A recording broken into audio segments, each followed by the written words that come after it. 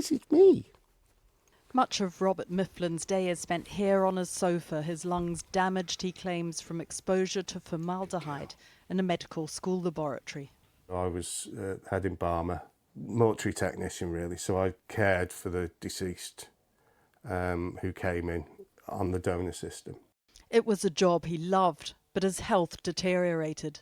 First of all, it was just eyes and nose irritation.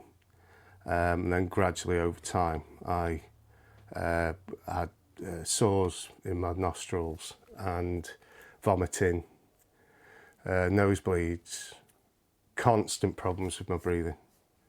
He now has chronic asthma and can't work. It was later found the ventilation system in the lab was creating pockets of formaldehyde and for a month wasn't working at all. Oxford University settled with Mr Mifflin, accepting it had breached its duty of care, but they did not accept liability for his asthma. They wouldn't discuss his case with us, but said they strive to ensure facilities comply with health and safety requirements. Formaldehyde is used for embalming and preserving tissue samples, and it is acknowledged to be a biohazard.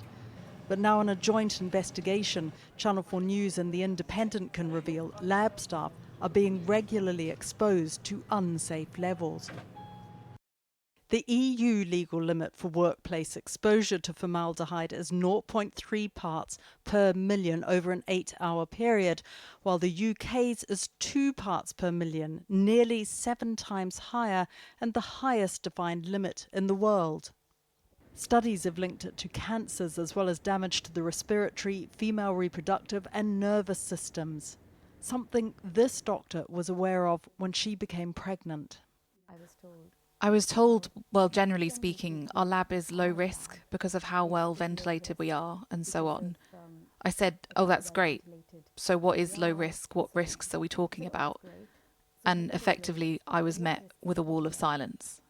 You can't have been the first woman to be in that lab who was pregnant. Absolutely not. And this is what I found quite shocking because I had very much expected a very clear protocol.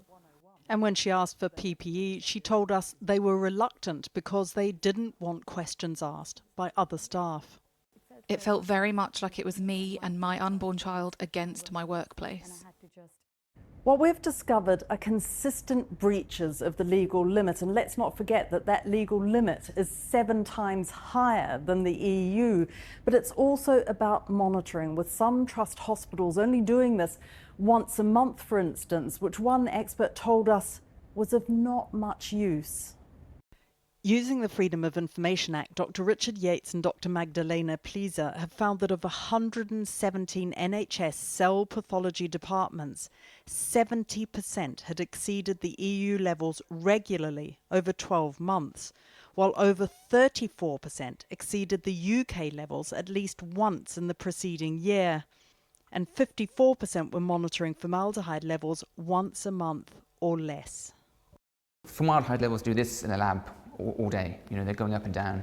So measuring once a month is it's probably an example of box ticking. It's not really fundamentally useful to understanding what exposures are in those environments. So we need to massively, again, rethink as a pathology community how we're monitoring, which staff members we're monitoring, how frequently we're doing it, to make sure that we know exactly what staff are exposed to. This is what good practice looks like, regular testing of the levels. So what we have up here is we have a ventilation system which is called downdraft. So the air comes through these holes in the ceiling, it comes down and it's sucked up by the tables. We also do some monitoring, so we monitor regularly, and this is our typical formalin monitor.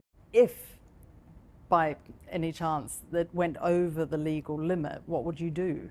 So I think the chances are not even minuscule, 0, but if we did, we would close the facility and make sure we changed whatever it was that we were doing that got it up there. The Department of Health and Social Care said, NHS trusts are responsible for ensuring safe working environments for all staff, and where concerns are raised, we expect the Health and Safety Executive to take swift action. Yet this lawyer told us about her client who'd been sent to fix a formaldehyde tank at an NHS pathology lab without proper PPE. He was wearing a basic paper mask, and when he opened the chamber, he describes being hit with a vapour that hit the back of his throat, and almost immediately he experienced symptoms of chest tightness. That was then subsequently followed by fits of coughing. Those symptoms then started to become progressively worse. His employer has admitted liability for the negligent exposure, but not for the occupational asthma that has now left him unable to work. Pre-Brexit, the Health and Safety Executive, the HSE, had been planning to bring the UK levels into line with the EU. Instead, they have now said employers have a legal duty to assess risks from hazardous substances and implement adequate control measures. As the legal requirement is already to reduce exposure to the lowest reasonably practicable level, there would be no health risk benefit to be gained by lowering the current workplace exposure limit. Yet everyone we have spoken to disagrees with this, saying to protect the health of staff, it is now time to bring down the exposure levels and to better regulate the laboratories. Well, just before we came on air, I spoke to the Health Minister, Stephen Kinnock. I asked him whether formaldehyde exposure levels should be in line with EU standards. Part of this is to do with the fact that we inherited a crumbling NHS estate, and that has meant that clearly, from what your research has shown, that there are certain parts of certain hospitals where the right measures have not been put in place, and therefore the airborne concentration of formaldehyde is too high, and we've got to now work to bring that down. When it comes to acting on the HSE, the Health and Safety Executive, as you just mentioned, told us that they've got no plans to review the current limit, that there's a sufficiently robust regulatory framework. Do you disagree with that? This is obviously a breaking story, so we're just kind of looking at the information that you've brought forward and making sure that if in any situation the health and safety of our amazing NHS workforce is being put at risk, then we have to take action to do it. Well, of course, you've got many other issues on your plate. I understand that. But one of those key issues is, of course, the strikes that are looming from junior doctors. Do you believe that this action will cost lives, potentially? I certainly believe that it's reckless and irresponsible. I also believe in the amazing work that the team does, the NHS more broadly, and I'd like to convey our thanks, because the last round of strikes from resident doctors, we still managed to keep operational capacity going at around 95%. It's happening off the back of a 29% pay increase. I think most of your viewers, Kathy, would feel that a 29% pay increase was a pretty good deal, and they wouldn't be considering taking strike action on that basis. So it's time to get back round the table. It's time for the resident doctors to realise they're losing the support of the public, they're losing the support of their own members, and let's get back to a sensible relationship. Your boss, the health secretary, when in opposition, said he was beyond furious at the fact that the Tories hadn't managed to resolve this issue. But now he's calling the BMA, the medical union, moaning minis, juvenile delinquents. Is that really the best way of trying to get people back round the table? One of the first things we did was do that 29% pay increase. So we're just deeply disappointed that has now sort of been thrown back in our faces, and the resident doctors are taking the action that they're taking. Your other dispute with the BMA is over rolling out online GP appointments. They say you're putting patients at risk. I mean, do they have a point on that, given that it's very hard to see which are sort of urgent problems and which are less urgent? And elderly patients might find it hard to use the online system. We are really pleased to see the huge increase in patient satisfaction with access. When we came into office in July 2024, that stood at about 61%.